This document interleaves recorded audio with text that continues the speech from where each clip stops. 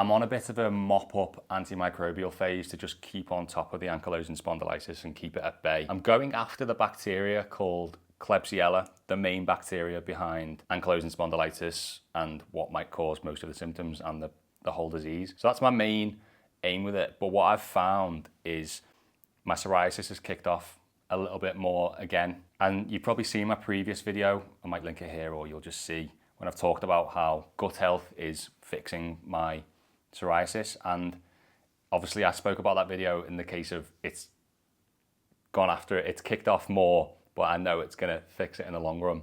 And it did fix it in the long run, but I'm now on a bit of a mop-up phase. So I've taken more antimicrobials and I can see it's coming back. My eyelids had settled and then now it's not as bad as it was, but eyelids start stinging.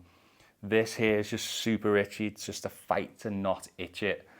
This ankle, which was the biggest issue, is mostly gone. But again, it's still it's like coming back more to want to itch more. Obviously, I'm not just going after this one bacteria, although that is the main one. There will be other bacteria, negative gram bacteria that we don't want, and small intestinal bacterial overgrowth that we want to get rid of, that will all be playing a part in this.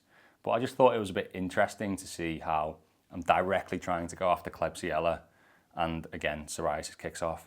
So was this the issue from the start as a kid, as a baby? I had eczema or skin issues, psoriasis from like a newborn and then all the way through a kid, teenager as well, but then it kind of settled into just mild skin issues. And it just makes you think, is it the vaccines, the antibiotics, obviously the food and the pollutants and the plastics? It's all the stuff that you probably can't really talk about too much on YouTube because they don't like those sorts of words. So in fact, subscribe to my email list below because I talk about all this stuff freely in my email list, more about inflammatory issues, ankylosing spondylitis, training, and a little bit about psoriasis, but you'll see and read everything that I talk about there, so subscribe below. But yeah, it's so sad to think how many babies and kids will just have these skin issues along with all the other issues that we know about that have just skyrocketed recently.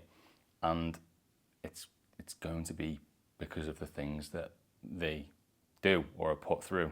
And then what happens to the gut and what bacteria are able to then effectively infect our bodies and stay there, or just form a constitution that we just don't want, or that is conducive to disease, skin issues, joint issues, mental issues, everything.